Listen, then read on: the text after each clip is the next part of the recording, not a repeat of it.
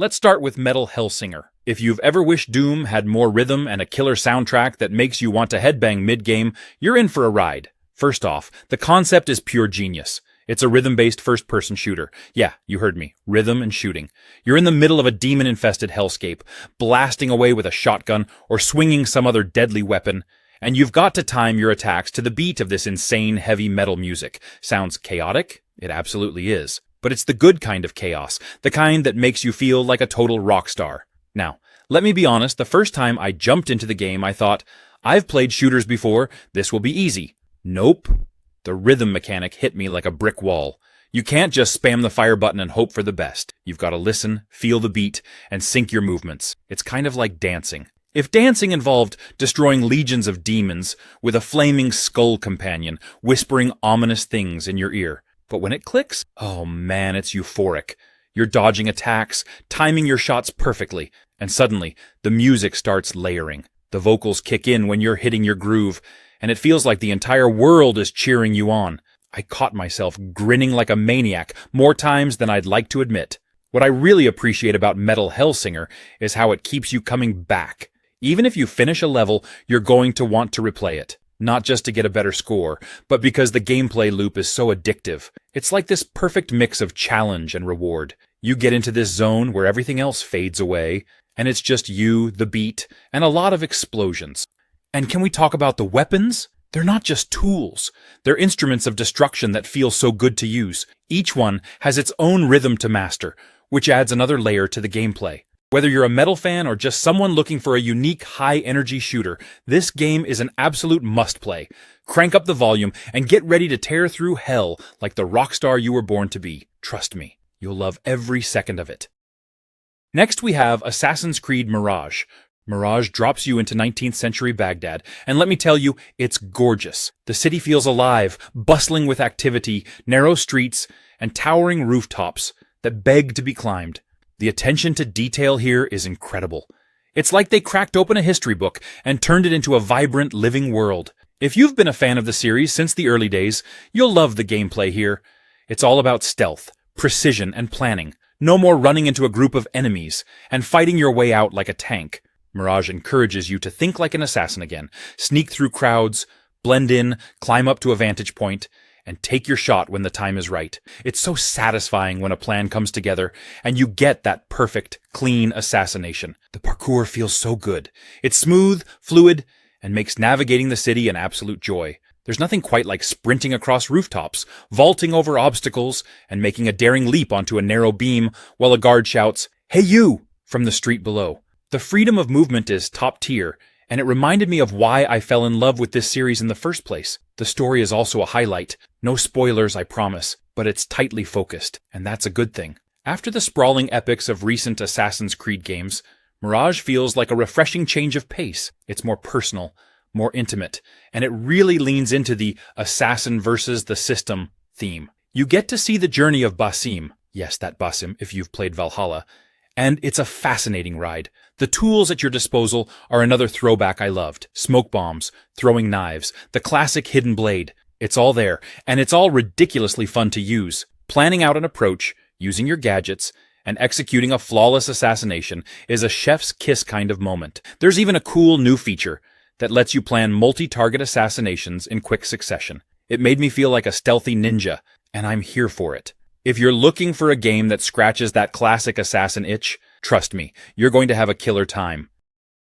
Next we have Elden Ring Shadow of the Erdtree. The moment you step into the new content, it feels different, like you've entered a darker, stranger, and somehow even more intimidating part of the world. If the lands between were a fever dream, Shadow of the Erdtree is a full-on nightmare, but like the kind you don't want to wake up from because it's just too cool. Combat is as tight and brutal as ever. Whether you're a die-hard melee player, a magic enthusiast, or a mix of both, there are new weapons, spells, and builds to experiment with. I found myself tweaking my character constantly, trying out new strategies for every encounter. It's that classic From Software loop of getting crushed, learning, adjusting, and finally triumphing that makes the whole experience so addictive. And the bosses? Let's just say they're not here to play.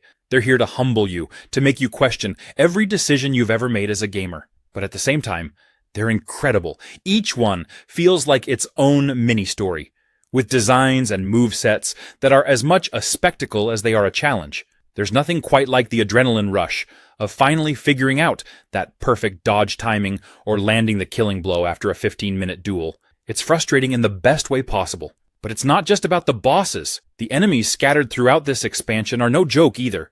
They're relentless, weird, and occasionally terrifying. One moment I was admiring the scenery, the next I was getting ambushed by some unholy abomination I couldn't even describe if I tried. It's classic Elden Ring chaos, and I love it.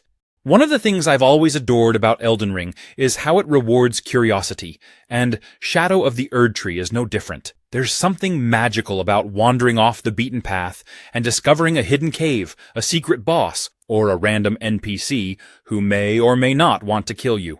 It feels like every corner of this expansion is packed with secrets, and piecing together the lore is just as satisfying as taking down the enemies. Summon your spirit buddies and dive into Shadow of the Erdtree.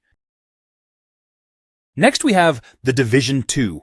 It's like someone took the best parts of a cover-based shooter, mashed them up with RPG elements, and then dropped it all into a beautifully detailed, post-apocalyptic Washington, D.C. So the setup is simple. The world's gone sideways, and it's your job to bring some order to the chaos. You're an agent of the Division, a group of super-trained operatives trying to hold everything together. But honestly, the real fun isn't in saving the day. It's in exploring, strategizing, and slowly building yourself into an unstoppable force of nature. The game is all about cover-based strategy here. Running into a fight, guns blazing? Yeah, good luck with that. Instead, you're ducking behind cars, flanking enemies, and figuring out how to use your gadgets to outsmart the other side. And those gadgets? Absolute lifesavers. Turrets, drones, seeker mines. You've got a whole arsenal of futuristic toys to mess with. And they're all ridiculously fun to use. The enemies aren't just bullet sponges either. They're smart. They'll flank you, use cover, and coordinate to take you down. There's a real sense of satisfaction when you clear an area because you earned it. Every firefight feels intense and rewarding, especially when you're playing with friends. Speaking of which, co-op is where this game truly shines. Rolling into a mission with your squad, calling out targets and covering each other's backs. It's peak teamwork. Plus, there's something hilarious about your buddy panicking over the comms while you're casually tossing a healing grenade their way. And the game does a great job of constantly rewarding you. Every mission, every encounter, every chest feels like it could hold your next favorite piece of gear. It's addictive in the best way. The progression system also deserves a shout-out. As you level up, you unlock new skills and perks that make you feel like a complete powerhouse. And the game structure is perfect for players who love ticking boxes. If you're into tactical shooters, love a good loot grind, or just want to get lost in a detailed, dynamic world, give this one a shot.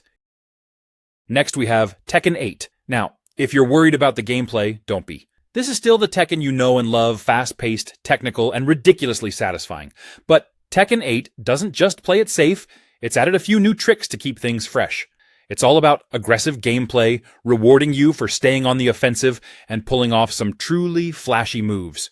It feels like the game is encouraging you to take risks and go for broke, and when you pull off a perfectly timed heat burster combo, chef's kiss. Speaking of combos, let's just take a moment to appreciate how good it feels to land one in Tekken 8. There's something so satisfying about stringing together a series of hits, juggling your opponent, and finishing with a cinematic blow.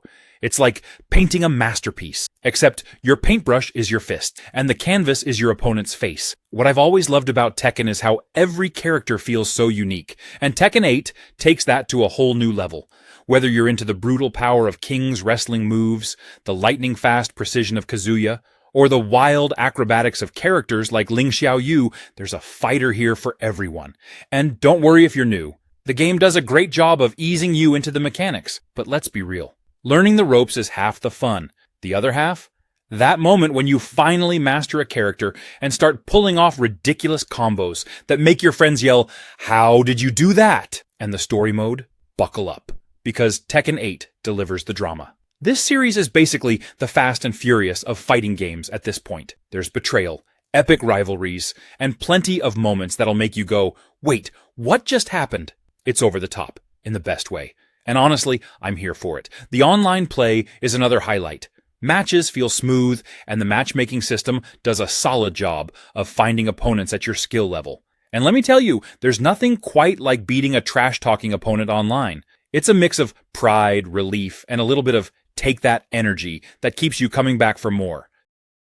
Next, we have Soma. It's more like a slow burn that gets under your skin and stays there long after you finish playing. And honestly, I loved every minute of it. So here's the setup. You wake up in this eerie underwater facility, and things are not okay. The place is falling apart, and there's this oppressive atmosphere that screams, yeah, bad things happened here. Right from the start, Soma nails the what the heck is going on vibe. You're piecing things together bit by bit. And let me tell you, every revelation hits harder than the last. Now don't let the horror label scare you off if you're not into jump scares. This isn't the kind of game that throws cheap shocks at you every 5 minutes. It's more about creating this heavy, unsettling mood where even silence feels dangerous. Sure, there are moments where you'll have to deal with some very unfriendly entities, but those encounters feel more like a natural extension of the story than a cheap thrill. The real genius of Soma, though, is its story. Let's just say it dives deep, literally and figuratively. This is a game that doesn't just want to scare you. It wants to make you think. It explores big, existential questions about identity, consciousness, and what it means to be human. You know, light stuff. But it does it in a way that feels natural and personal, not preachy. And the setting? Oh man, the underwater environment is a masterpiece. It's not just a backdrop, it's a character in itself. The sound design is incredible too. You'll hear the groaning of metal, the distant rush of water, and sometimes things you wish you hadn't heard. What really caught me off guard, though, was how emotionally invested I got. This isn't just a game where you're surviving and moving on. It's a story that wants to mess with your heart. There are moments of quiet sadness, of uncomfortable truths, and of choices that'll stick with you. Now, I won't lie, there are a few moments where the pacing slows down, and you might be wandering around thinking, where am I supposed to go? But honestly, even that adds to the experience. You're supposed to feel a little lost. Next, we have Monster Hunter Wilds. You know that feeling when you step outside on a crisp, fresh morning and think, today's going to be epic? That's what this game delivers. Every single time you load it up. So here's the thing about Wilds. It's not your typical hack and slash fest where you mindlessly take down monsters. Oh no, this is like survival camping meets adrenaline junkie. Imagine being dropped into these stunning, living ecosystems where every step feels like you're part of something bigger. You're not just hunting monsters, you're living in their world. And let me tell you, it's their world. You're just a heavily armed visitor. The first thing that really hit me was how alive everything feels. Like you're walking through this dense forest and you hear something rustling in the bushes. Your brain immediately goes into overdrive. Is it a tiny critter? A massive beast? Or worst of all, one of those sneaky predators that sees you before you see it. You're constantly scanning the environment, looking for tracks, droppings. Yes, droppings. This game makes you care about monster poop. Or broken trees that scream, something huge came through here. And then, when you do find your target, oh man, buckle up. The monsters in Wilds are not here to make you feel like a hero. They're big, terrifying, and absolutely majestic in how they move and fight. One moment, you're feeling all smug, thinking, I got this. And the next, you're rolling out of the way as a winged nightmare tries to turn you into a pancake. But what makes this game really shine is the way it forces you to think and adapt. You can't just charge in swinging your sword and hope for the best. Trust me, I tried. And the gear here is a big deal. Every monster you defeat, or survive long enough to escape from, gives you materials to craft new armor and weapons. And these aren't just stat upgrades, they're fashion statements. I'm not ashamed to admit I've spent way too much time in the crafting menus, trying to decide if I want the helmet that makes me look like a noble knight, or the one that screams, I just took down a fire-breathing dinosaur and here's the proof. Next we have the Talos Principle 2. First off, if you played the first game, you'll know the vibe. If you didn't, no worries, you can jump right into this one without missing a beat, though playing the first one is absolutely worth it. The Talos Principle 2 takes everything the original did so well. Mind-bending puzzles, stunning environments, and thought-provoking storytelling, and cranks it up a notch. The puzzles are the star of the show here, and let me tell you, they're the perfect mix of I'm a genius, and why is my brain a potato? You'll be moving laser beams, toggling switches, and manipulating time in ways that make you feel like some kind of futuristic architect. And the best part? The game gives you the tools and the space to figure things out. There's no hand-holding, but it's never unfair. It's just you, your wits, and the occasional aha moment that feels like you just unlocked the secrets of the universe. But the puzzles aren't just puzzles, they're part of a bigger picture. This game is packed with layers, both in its gameplay and its story. As you wander through its breathtaking environments, and they are breathtaking, you start to piece together this intricate narrative about humanity, artificial intelligence, and what it means to be alive. It's deep, but in a way that sneaks up on you. Speaking of the world, let's just take a moment to appreciate how beautiful it is. The visuals in the Talos Principle 2 are stunning. There's this blend of ancient ruins, futuristic tech, and nature reclaiming everything that makes every area feel like a painting. And the way the environments tie into the story, chef's kiss. The game is super chill in a way that's hard to describe. Sure, the puzzles can be challenging, but there's no rush, no pressure. It's like the game is saying, take your time. I found myself getting lost in the quiet moments, listening to the ambient sounds, and just soaking in the atmosphere. If you're into games that make you think, explore, and maybe feel a little philosophical about life, this one's a no-brainer. Grab a cup of tea, settle in, and get ready to lose yourself in one of the most unique and thought-provoking games you'll play this year. Next, we have Persona 5. Without spoiling anything, you play as a high school student with a secret double life. By day, you're navigating the trials and tribulations of school, classes, exams, and hanging out with your friends. But by night, you're a phantom thief, sneaking into mysterious realms to change hearts and fight evil. It's as cool as it sounds, trust me. The menus, the animations, even the transitions, everything feels like it was designed by someone with a passion for flair. Every little detail screams, we're going to make this look amazing, even if it's just a loading screen. And don't even get me started on the music. The jazzy soundtrack is the kind of thing you'll be humming for weeks after you play. And the gameplay. It's this perfect blend of turn-based combat and life simulation, and somehow it works beautifully. One moment you're strategizing in these gorgeous, surreal dungeons, pulling off stylish combos and unleashing your personas, which, by the way, are basically manifestations of your inner psyche. The next, you're deciding how to spend your free time. Do you study for your next exam? Work a part-time job, or go out for ramen with your friends? The balance between these two sides of the game is just chef's kiss. What I love most, though, is how Persona 5 makes everything you do feel meaningful. Spending time with your friends, called confidants, isn't just fun, it also gives you bonuses in battle. Doing well in school or working a part-time job helps you build skills that open up even more opportunities. Even the smallest choices feel like they matter, and that's such a rare thing in games. The story is another highlight. It's bold, emotional, and full of twists that'll keep you guessing. Without giving anything away, it's about standing up against corruption and fighting for justice in a world that feels rigged against you. It's empowering, it's intense, and it hits some surprisingly deep emotional notes. So grab your mask, join the Phantom Thieves, and get ready for an unforgettable ride. Next we have 7 Days to Die. It's the kind of game where you start off feeling like a scared little mouse, and slowly turn into a crafty, resourceful survivor who's ready to take on whatever the apocalypse throws at you. And trust me, it throws a lot. The game drops you into a huge, open-world wasteland, where everything wants to kill you. Zombies? Check. Wildlife? Check. Your own terrible decisions? Double check. The building system is one of the most fun parts of the game. You can get super creative with your base. Want to hole up in a crumbling house and reinforce it with spikes and concrete? Go for it. Want to build a multi-story fortress with a moat and a drawbridge? Why not? Want to accidentally collapse your entire structure because you didn't understand physics? Been there, done that. The building mechanics are easy to pick up, but leave plenty of room for experimentation, and the results are usually hilarious, or devastating. Combat is another highlight. It starts out pretty basic. Club a zombie, run away, repeat. But as you progress, you'll find all sorts of weapons to keep things interesting. From bows and arrows to guns and explosives, there's a weapon for every playstyle. My personal favorite? A sledgehammer. There's just something so satisfying about sending a zombie flying with one well-placed swing. What sets 7 Days to Die apart from other survival games is how it mixes things up. It's not just about scrounging for food and water, though you'll be doing plenty of that. There's also a tower defense twist that keeps the tension sky high. Every 7 days, a massive horde of zombies comes looking for you, and you'd better be ready. That means building up your base, setting traps, and praying your defenses hold. The countdown to Horde Night is like a ticking time bomb, and when the attack finally hits, absolute chaos, in the best way possible.